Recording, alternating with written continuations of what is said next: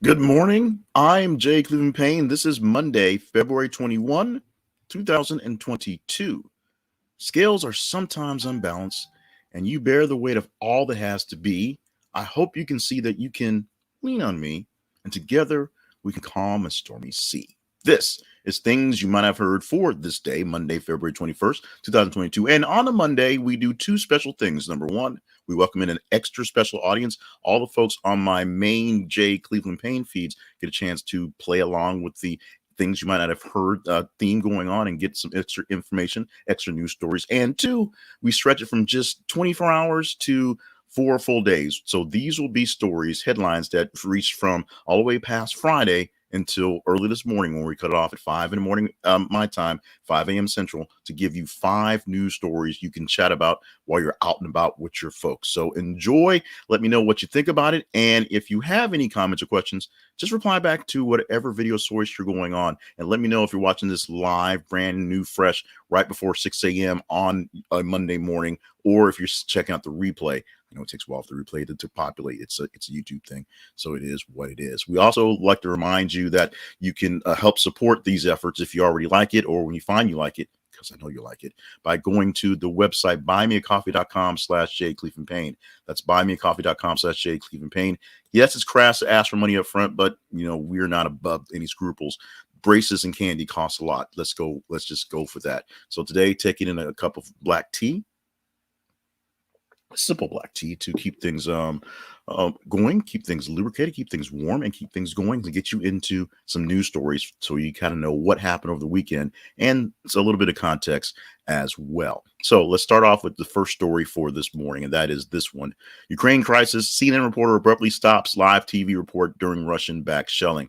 Express.co.uk is our source of this one, so it came from overseas. The Brits gave us this one from their newspaper, and this is an ongoing story that we know about. Now, as I'm preparing for this morning, we have new headlines that basically says that Russia is, moments away from pulling the trigger.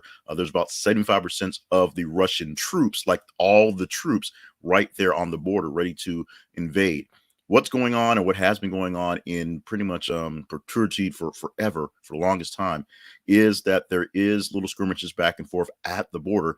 And CNN reporter our Derwin was doing a live shot, as she does. I'm sorry, Clarissa Ward was doing a live shot, as she does, from war zones. And these, I mean, people do war zone commentary are badass, and you don't want to get in their way and don't want to mess with them. So she's doing a live hit from a base on the border, a outpost on the border, and all of a sudden the guys are like, yeah, cut that. We got a duck. We're being shelled. We saw something recently, fairly recently, over the summer, I believe, in Israel, when they were having active shelling going there, where there was a reporter who was reporting live for CNN, and then all of a sudden the air raid sirens went on, and the basically the force was like, yeah, cut that stuff, go get in cover, we're about to be shelled. And they were shelled fairly close in the area.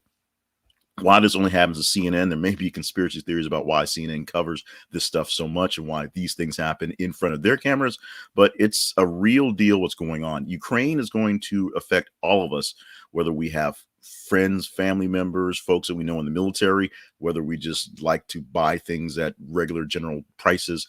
If we go to war, we go to war. If we have to deal with this thing for a prolonged period of times, it's going to cost us time, energy, and money. So do not sleep on the Ukraine crisis. It may be very, very far away, but it's going to hit close to home a lot sooner than you think. Also, Kim Potter, who killed Dante Wright, is sentenced to 24 months fine on manslaughter convictions. ABCnews.go.com is our source of this one. This went down as breaking news, and everybody covered it. Because, and we'll go explain later about how we do the how we get the stories in line for you to choose for, or we choose from you. This took about 40 minutes to actually get out there for people to see. So we missed a little bit of the breaking news juice, but many people jumped on this one. And the biggest thing is there's a lot of questions on Kim Potter and the big overarching why. There's the why is the judge crying with Kim Potter in this courtroom, which freaked a lot of people out. There is why is she only getting 24 months for killing a person with just basic stupid police work, which is one there as well. Dante Wright's mother basically called this a travesty of justice. A lot of people are not very happy with this outcome, and I spoke with people on this one basically as it came down, and because I guess I was just tired in the day or weary of this verdict, whatever. I just could not get into this one. I could not fall in line with what was going on here. The Kim Potter story is just another very bad policing story, but it just went to bonkers level with what happened. You can feel for Kim Potter. I mean, we don't believe that she has a racist intentions or just be malicious at all, just in general. But she made a serious mistake, and many people don't believe this will make up for it. We shall see going forward. Excuse me. Story number 3: Juwan Howard throws punch after Michigan lost to Wisconsin. USAToday.com is our source on this one. And this one also got a lot of live love, got a lot of live sort of fire, if you will, going on. And this is something that, unless you're a real basketball nut or you're following and be prepared for March Madness right now, this is one that probably would have missed you, except for some little scattered shots of what's going on because of what it reverberates in the sports world. Number one, Juwan Howard is the head coach of Michigan. Juwan Howard, famous for being part of the Fab Five back in the day, the 5 freshmen that played for Michigan that almost won a national championship. Sorry, Chris Webber. And the big distinction is that they all basically went off that year to go to the league, to go to the pros, and only one of them, and one of them as basically the super backup, actually got a championship. They all found their way to TV or whatnot. Juwan Howard found his way back to Michigan to be a coach. Some people do that. And right now, because of the loss, they're going to Wisconsin. Juwan Howard throws a punch at assistant coach of Wisconsin. Right now, people are calling for his head. They want him taken down. They want him suspended for the rest of the season, which is literally only like a couple more weeks. But we're going to see how that plays out. If you're a big basketball head and remember the 5-4, you remember Howard in his prime and his time in the league. Not quite his prime. He did not have one of the stellar careers of the people that played on that basketball team as a freshman in Michigan and went on to play in the NFL. I keep saying NFL, NBA. But you can see this could be an issue where coaches going after coaches is not quite a pretty thing. The next story that we have up right now is this one. Brad Pitt sues Angelina Jolie over sale of the winery where they got married. LATimes.com source of this one. And yes, that crazy couple keeps coming back and forth for more and more turmoil. I mean, they share lots of kids. They share lots of memories. They shared the ownership of the winery where they were married. And Jolie just sold it from underneath them. That's just it. Just petty exes being petty for the most part. Now, there's probably deeper issues into it. There probably was no need for the winery. So Jolie figured, let's get it off the portfolio. But she could have ask Brad if he wanted it or if he needed it, if he was like, if they were time sharing it or something. But this is lifestyles of the rich and famous and how these people are not like us. Literally a winery that was just sort of not thought about in the Jolie family because she's, got all those kids to take care of, got sold out as part of the property. And Brad Pitt, the ex-husband, is a little miffed that it got sold without his knowledge. It is what that is. Let's talk real quick about Bear Mattress. If you stop by, this is the conversationproject.com/Bear Mattress. You can help support us and, oddly enough, support yourself with the best night's sleep you've had in a long time. Bear Mattress offers a great mattress, actually 3 different types of great mattresses for your sleep style. And along with a mattress, they've got sheets and pillows and all the other things you want for a great night's sleep. Check them out. Go to their website and you visit us via us. This is conversationproject.com/Bear Mattress. It's an affiliate link and you will get a great deal. You'll see no extra charge off you, but we get a little bit from bringing you to the store. And not only do you bring you to the store and you don't have to actually go to a mattress store, you get to spend 365 nights on a beautiful mattress. And if you don't like it at 365, you can send it back. But guess what? You're not sending it back. You're falling in love. And this mattress is going to be with you forever or until you get your next mattress. So check them out at thisistheconversationproject.com/Bear Mattress. As I said, this is an affiliate link. So we get a little bit from you buying this, but it costs you nothing extra except for the joy of a great night's sleep. How about that? Final story for today, or for the weekend, should say, that you may want to talk about is Cardi B, as she claps back at Candace Owens for saying it's, quote, incredible how uneducated she is, unquote. Complex.com pulled this down, and we pulled it from them, and you guys took a liking to it. I'm not sure if it's because it was Candace Owen running her mouth or Cardi B showed and shutting that mouth up, but we get a lot of love for those two ladies. Now, this started out as the typical thing does with Candace Owen. Candace Owens on the Twitter, on the social media, just spotting off random and stuff at folks. And this attack at Cardi B was seemingly pretty random. I'm not sure what exactly it was that actually put the bee in her bonnet, but that happened. And of course, Cardi B came back pretty quickly with yo, yo, yo, yo, yo, no.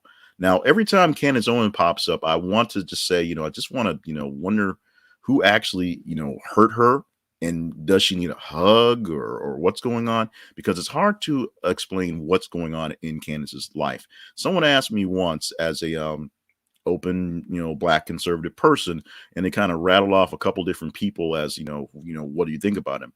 And Candace Owens always seems to be more than a little bit fake. She seems like she's playing this for a role. Other than, being mad at black liberals because she's a black conservative, she really has no stick in the game, and it just doesn't make any sense. Both the stuff she's saying does not make any sense, including this random attack at Cardi B, just calling her stupid just because she had nothing better to do on a Twitter account. I'm not sure where this one came from. This one is not going to be adding to the pantheon of the beefing that they actually have back and forth. This is not even a fair beef, to be honest, not even putting anything out there. But we still have the story of Candace Owens trying to be relevant, and Cardi B reminding her that she's not really all that relevant. One quick jaunt into the world of the future. This story posting right about now, I believe, on our feed. So after you get off of here, you can go check it out here. And this is one that's going to have all the old heads my age going back to look to their car and look for quarters. Right now, or sometime yesterday, it was announced that Capcom is going to come out with a Street Fighter 6. Now, what does that mean?